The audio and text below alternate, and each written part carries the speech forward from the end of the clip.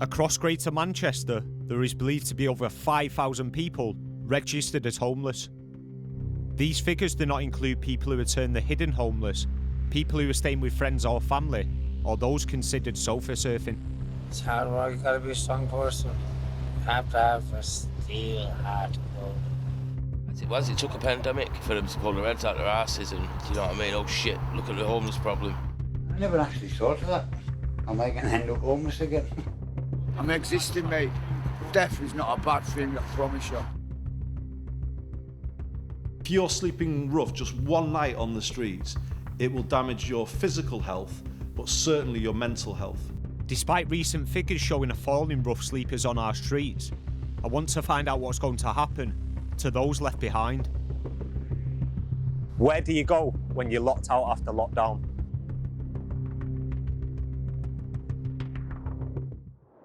Over the past 5 years, Manchester has grown a reputation for increased homelessness on its streets. With drugs such as spice hitting the city, combined with government cuts, the city centre has now seemingly spiralled out of control. With numbers rising across the UK, I want to find out how the ongoing pandemic has affected the homeless in need. Official figures show the number of people living on the streets fell during COVID-19. Although many have been temporarily housed, I'm on the streets of Manchester to speak with those who may have slipped through the net. Even with the streets almost empty, it didn't take long to get chatting with Richard, who'd been homeless for over 10 years. Can you just tell me a bit about how you sort of ended up on the streets? My last mum when I was 13 years old due to brain tumour got arrested 13 days before Christmas. Family member took over. Due to drinking drugs and other situations in my life, I had to leave. I wanted to get a better understanding of what life is like for somebody who'd been living rough for over a decade. It's hard work, you gotta be a strong person. You have to have a steel heart to go. It's all drugs destroyed my life, brother. I won't say what drug and what and how. I don't want to speak about that one, but it has fucked me up. Is mental health sort of a big issue on the streets? Does that affect you? Oh God, man, you gotta be a strong person to do this shit. I'm telling you this now. Mental is the way. I am mad. I'm mad. Whilst not wanting to upset Richard, I still felt it was important to ask him how he got through the day. Just being with my mates that looks after me, buddy. Not a dickhead that want to take me whole life and rob me for nothing that I don't have. You know what I'm saying? For somebody to go in your pocket and you don't have fuck all to take on your own shit. Best thing is respect and conspiracy, friendship. I wouldn't trade it for the world. It's true. Christmas Day I had nobodies. I didn't even have my brothers and sisters. He was there for me, he was the only one who was there for me. Richard then introduced me to his close friend Dino, who told me what life is like since becoming homeless. Hungry, you can't sleep. Like I said, you slept with one eye open, aren't you? Where is it you sleep then? In here, in the car park, wherever they can. Wherever I'm comfortable. You have to beg, steal and borrow. If you get it, you get it. I questioned Dino whether he'd received any help from the government throughout the pandemic. They've got me off the street and put me in a box. They don't supply me with a scran. They don't do fuck all. They just want me to sit in the box. Well, I can do that in a police cell and get a meal. Before leaving, I wanted to know what the future had in store for them both. The way things are going and the 10 years I've been out here, it's getting to get worse. I just want to be left alone, have my own heart of steel, and just get on in life. I've gone 2 weeks now, I just can't cope with this shit no more, man. Thank you so much. Bless you, brother. That is a pleasure. Thank you very much. So I've been on the streets less than 5 minutes and I've bumped into two people who've been homeless for 20 years combined. Richard and Dino behind me mentioned that they have refused hostels, admittedly. I'm unsure to exactly why they mentioned living conditions and things like that, but Dino also said he'd prefer to be in jail rather than a hostel, which I think says a lot. Despite the long-standing issues, Manchester has never been short of charities fighting against the homeless crisis. I managed to track down someone who'd been working with the community for over 30 years. When we didn't have COVID, you know, we had the night shelters that at least you could get somebody in on a night shelter. Okay, it was a multi-sleep room, but that helped, you know. It has been a huge challenge, and Manchester's rose to that challenge. I think we've got more single-room offers than many cities, to be honest with you. Immediately it became clear just how positive Judy felt about the work being done in the city. We have got amazing facilities in Manchester. We've got amazing charities. We've got amazing small family groups and community groups who, you know, have got that passion to, you know, to help and support. Sometimes it can be quite challenging where, you know, you meet somebody and they've had to spend an evening on the streets because you couldn't accommodate for them the first time, and then they come back to see you in the morning and unfortunately something horrendous has happened or they've been robbed of their ID. Obviously Manchester can't accommodate everybody in everybody's boroughs, so sometimes that can be very challenging. Despite the work being done in Manchester, people were still being left behind. Hostels cannot always accommodate everybody, and for some, that means they'll be spending the night on the streets. Luckily, there were charities fighting against that for those in desperate needs. Many volunteers across Greater Manchester have been working around the clock to house the homeless during the pandemic.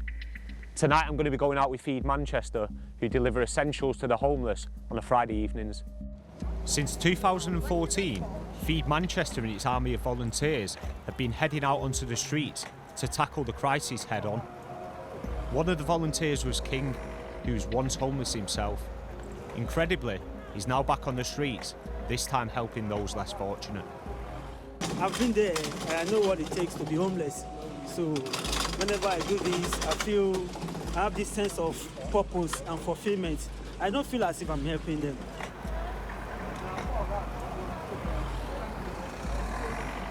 So I'm just on the famous Tib Street now with Feed Manchester, and we're just heading into Market Street where they're going to be delivering some hot meals and any necessary things what they need for the night.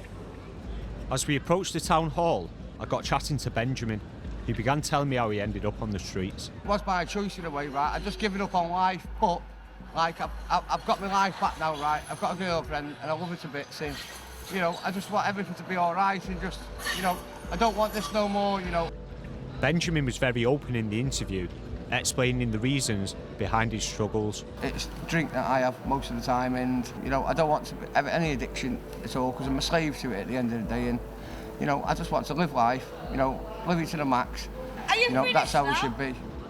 Wrapping up the interview, Benjamin told me how he met his girlfriend Claire while sleeping rough in a city centre car park, but also about the dangers that entailed. It's depressing and it's really violent in that Ramtown centre some days, and you know, like it's taking a big risk in that, sleeping out here.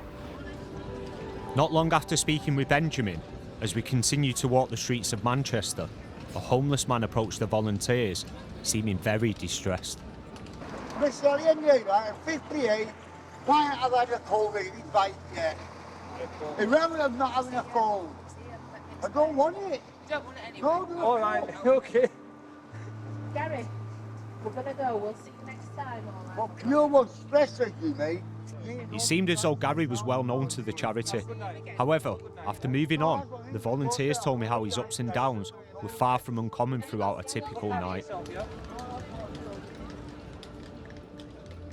So we're just approaching Central Library now in Manchester Town Centre. A few of the volunteers are giving out sort of clothes, any necessary things they might need for the night. I wanted to get a better understanding of why the volunteers head out on a Friday evening. So Feed Manchester's been running for over 5 years now. I joined about a year ago. We do a great job in helping the local people who sleep on the streets. Sometimes there's people who aren't homeless who are just in need of a bit of extra food, a bit of extra warmth in the form of a coat or a pair of gloves, and we're happy to help anyone who needs it, really. Every night that we come out, we meet new people every single week, but there's a lot of the same regulars. So we've just been talking to Gary down the road. He's been asking where his vaccine is. They like to tell us about their old lives before they were sleeping rough. Although many of the homeless have been temporarily housed, I wanted to know what will happen when restrictions are lifted. The police have done a great job of clearing Piccadilly and keeping it free from rough sleepers and housing them all. But if they kick them out of the hostels and the hotels where they've been staying, Are they just going to end up on Piccadilly Gardens again? I don't know. As we've seen earlier, the characters we meet, you know, you make relationships with these people, and it goes beyond just giving them clothes and food. There is need for government support. Like, it's still such a cut area. It's still something we all know is there. We walk past it every day. Everyone sees dozens of homelessness people, but no one actually is doing anything to stop homelessness preventing, you know. After hearing of several homeless people refusing the hostels being provided by local councils, I questioned the specific reasons as to why. I think hostels are not as safe as people think. A lot of the hostels that we, you know, ask people to go to, especially on cold nights, people are being attacked there, they're being robbed there. So we're promoting safe spaces that aren't actually safe. So there is definitely a need for hostels, you know, with more regulations. These people are literally coming out onto the streets off their own back. They're not getting paid for it, and they're just looking for people who might need that little bit of extra help. My time with Feed Manchester was nearly up. Swabe, who's the charity leader, invited me back out at midnight to deliver emergency top-up kits to those sleeping rough. So is this where you lot camping out, yeah? Well, I've come down this end of town. Is it? Get under the shelter. You want some hats and gloves and all that. Saying it's going to get cold again next week, so look after yourself. Don't lose that. It's an expensive one. It's waterproof. Just make sure you got a nice fresh one. When we first began, it was a lot busier. We used to come out with anywhere between, 100 to 200 meals, hot meals alone, and they all used to go. Now, we come out with probably a third of that. Do you want a sleeping bag? It was confirmed once again that the numbers seem to be falling on our streets. But Swabe, the charity leader, believes this may only be a temporary step in the right direction. Now, obviously, lockdown is different, streets are quiet, but let's just picture ourselves out of lockdown. The streets are so busy. You could have thousands of people passing somebody. So, say for example, if I'm sat on the floor, thousands of people have passed me throughout that day, and not a single one will even acknowledge me as a human. You know, and then somebody comes over and actually asks, how are you? Gives them a hot meal, gives this. It can make the world a difference, especially at the end of the night. Feed Manchester, I hope there's not a need for us one day, yeah, but as long as there is a need, we will always be here. We'll always be here as long as we need to be, yeah. Obviously, seeing these people on the streets, coming up to them, is completely different when you're actually out here.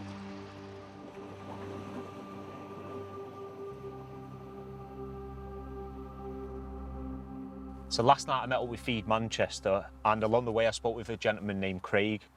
Now today he's agreed to meet up with us and explain a bit about how he ended up on the streets. Unfortunately he doesn't want to show his face on camera, but he will give us a real insight of what life is like living in a tent on the outskirts of Manchester. Fell in love with the wrong woman, went out Friday night, like we do with the lads, you know what I mean, our birds do, and then comes back early than later. Birds in bed with one of my mates, obviously. Gaff, that was it, be all and end all. Due to a breakdown in a past relationship, Craig had gone through a tough few years. I asked why he'd refused the help during the pandemic. They've offered us places, but most of the places rat-ridden and asbestos everywhere in them. Electric wires hanging down. You're trying to come off the drugs and it's not a good place to be, do you know what I mean? Things get stolen, yeah, it might be good for a few nights, or they give you we'll put you up for 10 days. It's hard. Although Craig had clearly had issues in previous hostels, I wanted to understand the specific reasons as to why. Fair play, they put us up for a bit, feeding us, but food wasn't fit for dogs, do you know what I mean? And then when you're telling them, look, I can't eat that, get it fucking out now. Get in your room and get it out. Do you know what I mean? When you complain, it's like, he's complaining him, right, we'll find a way to get him out, and you're out within a couple of weeks. This is a luxury at the minute, this tent. Normally it's a sleeping bag in the doorway. It's hard to imagine why somebody would prefer to be intentionally homeless rather than have a roof over their head. I knew in order to get a real view of the homeless crisis, I needed to find out more. After speaking with several of the homeless community, they've raised concerns over the hostels they've previously stayed in. Today I've got the chance to visit Stanley Grove, which is a short-term temporary accommodation funded by Andy Burnham's A Bed Every Night scheme. Hi, John. Nice to meet you, okay? The manager, John, began by telling me about the residents who are housed at the hostel. We're a high needs, complex homeless service, so we take the most entrenched rough sleepers from the city centre. So the ones that haven't been able to be accommodated in other services, other hostels, a lot of them have been in and out of services and they've been asked to leave, maybe through drug use, antisocial behaviour, criminality, various reasons. So really Stanley Grove is like last chance saloon, really. I spoke with Josh, who'd been in and out of hostels for over 4 years. I asked how he ended up on the streets. Like, I had a sleeping bag, and if I couldn't get into like a refuge or a bed, I was really struggling. This hostel itself is helped you out massively. No, other ones, it's not. The other ones, I felt so patronised, like I was the kid.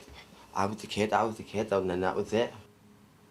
As soon as you get in somewhere though, like yeah, you're alright. You just can come off the streets now, but like when socially it's not good because it's just you don't see anyone in that situation, do you? You know.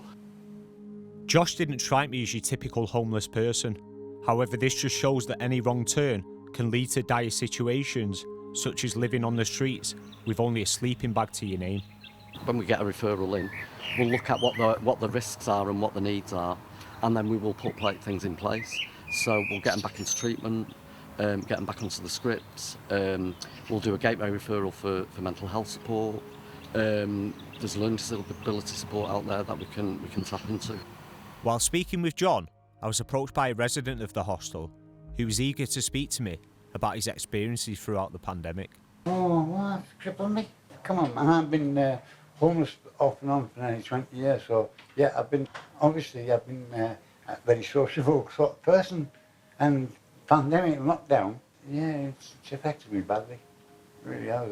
Just saying morning, just that, just general normal things. They're all gone.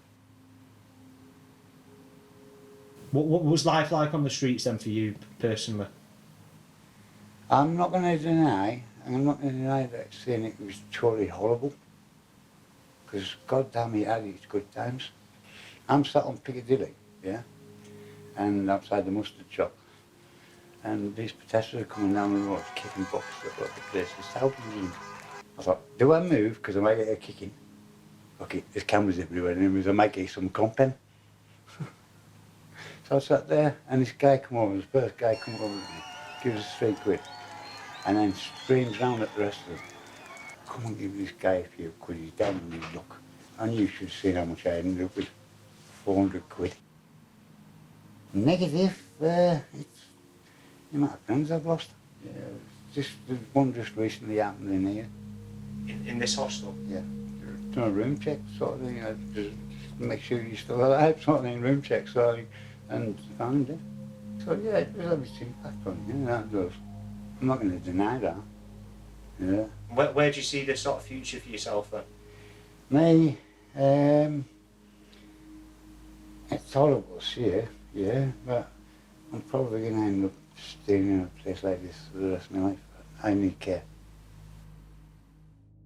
Breakdown in relationships seemed to be a common theme on the streets of Manchester. However, it surprised me to hear how similar situations can also commonly come into effect those living within the hostel. How is life living in this particular hostel? Today it's fucking brilliant. Sorry for swearing. Why is that? Can I say? Can I? The bully got moved out. A bully got moved out? Yeah, that's someone not too nice. Someone who put quite a bit of pressure on you, shit. Was that someone living in this hostel? Yeah, and then... Asked him to leave because he was bullied instantly with the resident. He was trying to cook it. He was a violent guy, yeah. And he gave me a crack on jaw anyway. Do you find that a problem sort of within the homeless community? First time it's ever happened to me. I've been homeless on and off for 30 years. Although David had gone through so much, I asked if there was any positives to living in a hostel. Some cracking people in the hostel, but just lately, this certain person has made it so grumpy, and now everybody's just smiling. Shut your nuts up. Give us a minute, mate.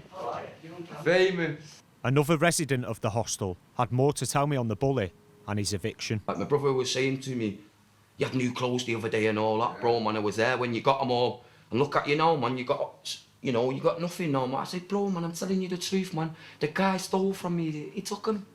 Because I'm too weak to say no. That was in another hostel, you won't get another chance, you'll be lifted. He threatened to set the place in fire this morning, man. I wanted to understand what would happen next to the ex-resident who was evicted that morning. How it works now, he's been lifted out of a hostel now, yeah? He's been kicked out. Goes to the bottom of the list now. I couldn't leave without asking what was next for the pair. Got a son in it, and he keeps saying to me, Dad, when can I come and sleep at your house? So I'm just trying my hardest to get to my son in it. I want my front door. I want my own door. You know, I'm 46-year-old, I've never had a flat. First time like that, doesn't it?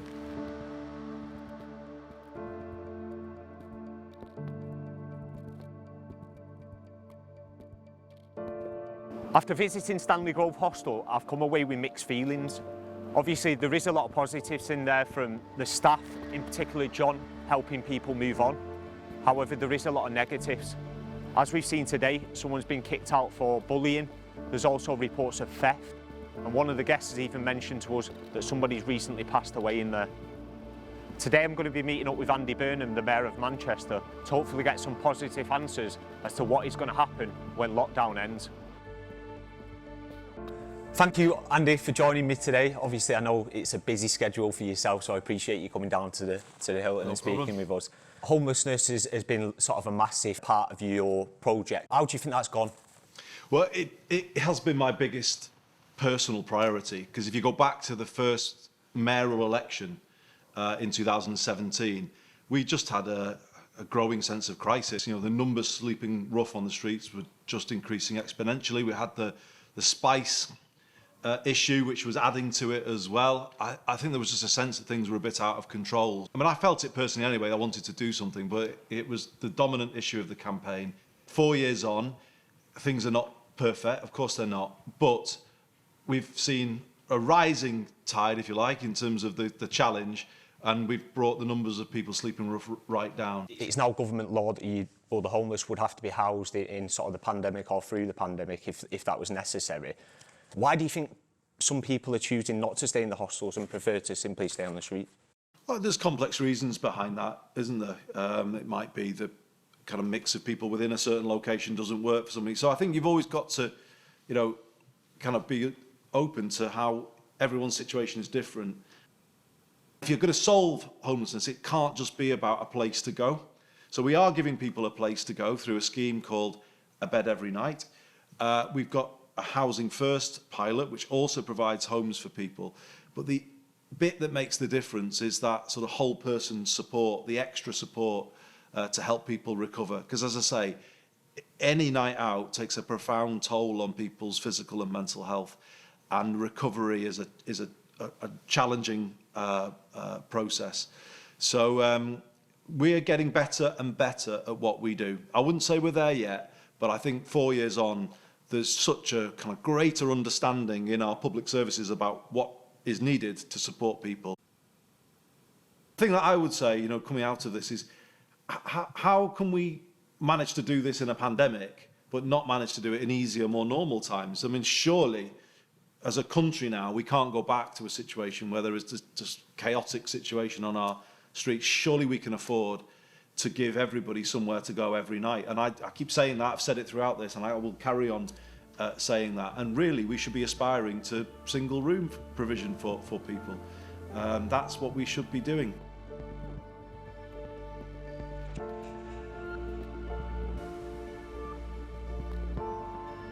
After leaving the interview with Andy, I found his grasp of the issues to be far beyond my own.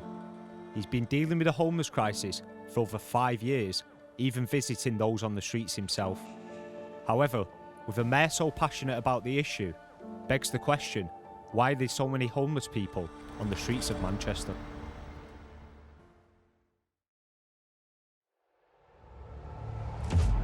I've been finding it so hard of like, not only sleeping in car parks, they surf you out at after o'clock in the morning. Not only that, there's certain people that come into car parks and they might try and rob.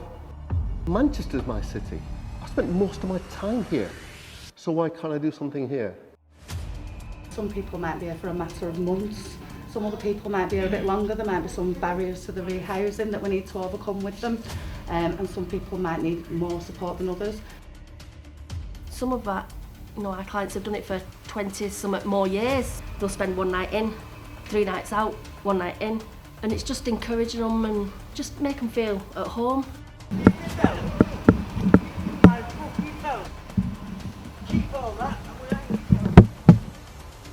I'm sorry, but he's not the person who's liable for it. He's not the one who's one to blame. Why? For what? Is everyone insane? Obviously, you mentioned yourself, like, there's this plan in place and things like that, and you have slipped from the plan before, as you said. Yeah. Why do you think this time's different? I'm existing, mate. Death is not a bad thing, I promise you. Life's overrated. 4 years ago, I said when I first stood for election that I wanted to end rough sleeping. And I've questioned myself at times, was I right to say that? But I think I was right to say that.